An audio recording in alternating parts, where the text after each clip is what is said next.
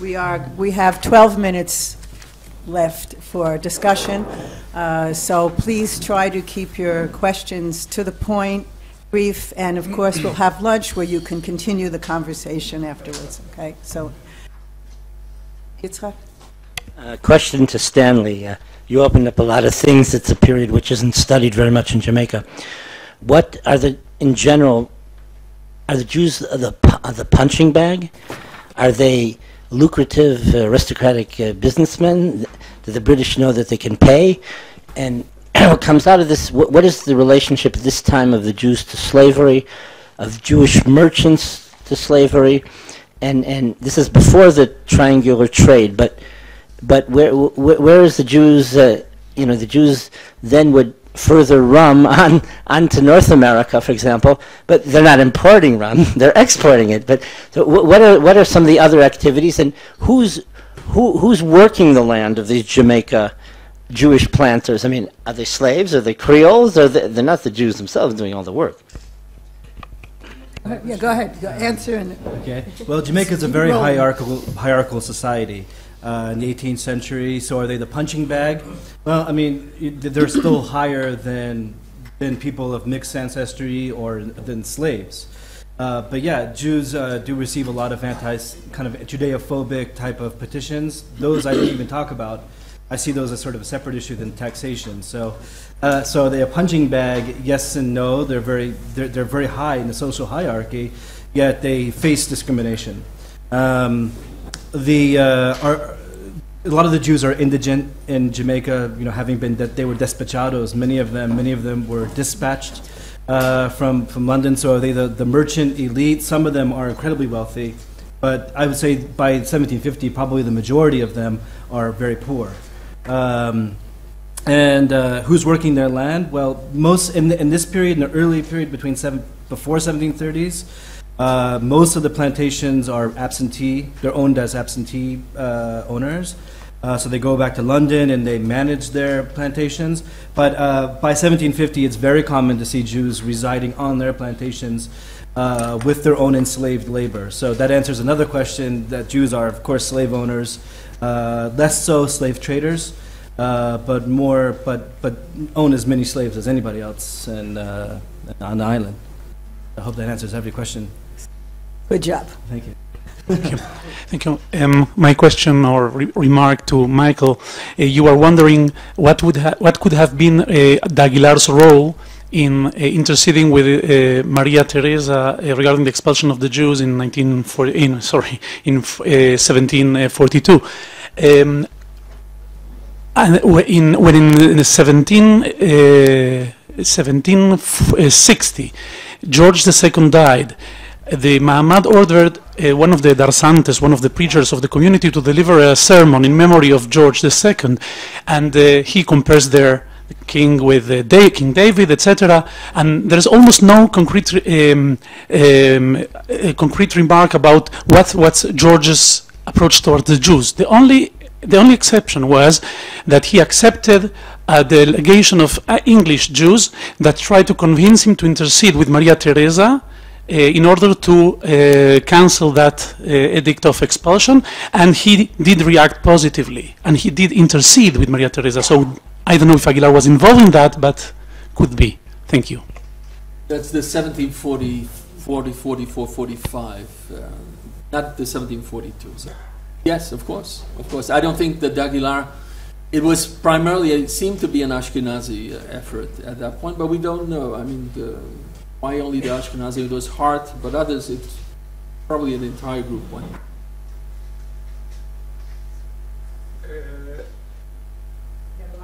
Thank you. You mentioned the name Aguilar, from where it came. It comes from originally the family emigrated from Spain to Portugal, as many thousand Jews, Spanish Jews, in 1492 and earlier. And when Maria Teresa awarded him the Baron title, when Moises Aguilar, Lopez Aguilar, was in Vienna, she told him to choose a name. And he took the name of Aguilar, which was the village from where the family came, which is Aguilar del Campo, Campo with two O's, in Castilla. And so they maintained in Portugal the Aguilar name, although the Portuguese name would be Aguiar. There are many Aguiars in Portugal. I don't know whether descendants of the Aguilars, the original Aguilars, but it's a current name. I heard that some Aguiars told me that they are of Jewish origin. I don't know where the connection exists or not. Then there was also a baron of Aguilar who had a farm near London, and this man was a bit extravagant and didn't like to spend money. And he had a sort of zoological park of animals in this farm. And it was known and illustrated as the starvation farm because all the animals gradually died. That's Ephraim, of course. He became a miser toward the end of his years, and Ephraim is the best known of the Dagiars. The ketubah which you showed is in my collection in Portugal, and I lent it to the Jewish Museum in Vienna, who you probably know did an exhibition on the first Sephardic Jews in Vienna.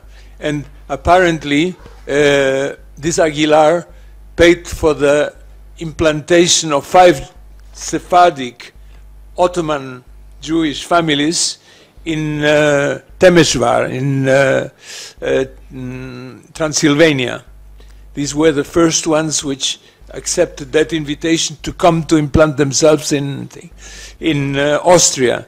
And that is why that exhibition where this was all shown was called the Turks in Vienna, because these people had even Turkish... He dressed in a Turkish mode. Yeah. Yes, of course. And so I was looking forward to meet you because... I'll have to speak with you afterwards. The place is not Hamburg, where it's taking place on the Ketubah. It's Heinburg. Exactly. Which But is on the this is Danube. not my responsibility. Okay. It's in the sun of the catalog. All right, Michael has a nice footnote now. Thank you. Any other questions? Can I ask a question? One of the things about the Daguilar family is that in the second or third generation after Diego, many of them convert and become military and civil administrators in the British colonies. And Aguilar becomes a military dynasty. And they're not the only ones. There's another military dynasty. Those are the Ximenes. Yes. Yeah. Is there a connection between these two? Between the Aguilar and the Ximenes? No, just between the Ximenes, the generals. Ah, The 19th century Ximenes dynasty. yeah. Porque I answer in Spanish. it's quickly. Yeah. Porque hubo unos Jiménez que terminaron emigrando a Gran Bretaña, sí. Son descendientes de los míos.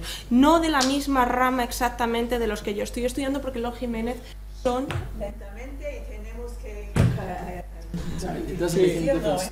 okay. Doesn't make any difference to you. No, I The understand. Ximenes were an Not abroad on the same family, level. Not on the same and level. my Ximenes in Madrid were not the same Ximenes that they are in Pernambuco or in Bahia, because it's a very large family. But that Ximenes in London didn't kind of the same line as my Antonio Ximenes, but they are related. Let me ask one more question.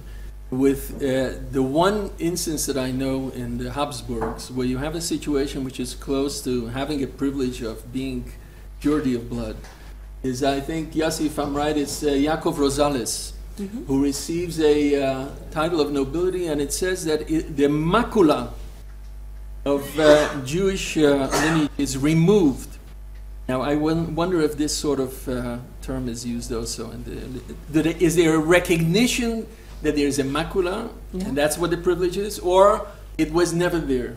I think it's not an useful way to become all Christian, because if you ask for a privilege of cleaning that macula, you are recognizing publicly that you have that macula. And Fernando Olival had studied some conversos family, the Esteves precisely, and the Esteves prefer being not legitimous, not for a legitimous descendants of the Esteves of the 16th century, than to be new Christian. And it's a more useful way to become all Christian.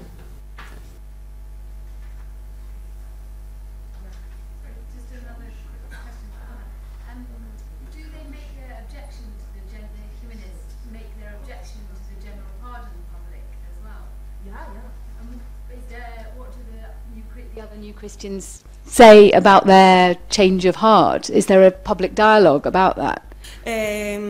Claude knows more than me of this issue, but the Ximénez de Aragón sent a public letter after the general pardon in 1605, and then in 1607, if I'm not wrong, declaring that they are not so close to the other New Christian, and they don't fear the Inquisition, so they wanted to be subject to the Inquisition, and they say, como los otros cristianos viejos. We want to be under the Inquisition as the other or Christian. And I don't know the feedback of the New Christian who had to pay. I don't know the reaction of the majority of the New Christian who had to pay, what they thought about the Ximénez who became asking the general pardon and then changed the strategy.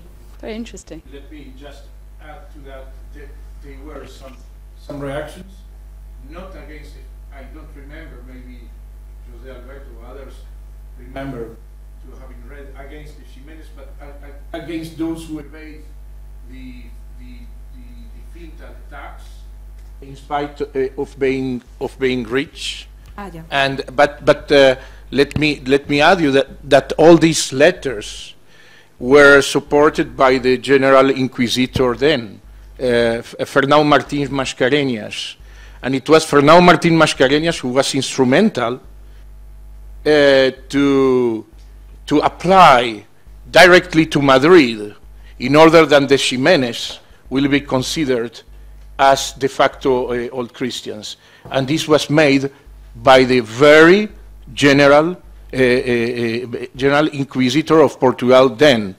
Then usually you will find in some footnotes and so on that it's understandable because Fernão Martins Mascarenhas was accused of corruption and bribery. But in fact, we have also to give credit to Mascarenhas' idea. And Mascarenhas' idea was, if you don't give any prize to the best of our new Christians and some hope to become like the others, what we are going to, what it will be the message, what will be the consequence? Terrible, you know.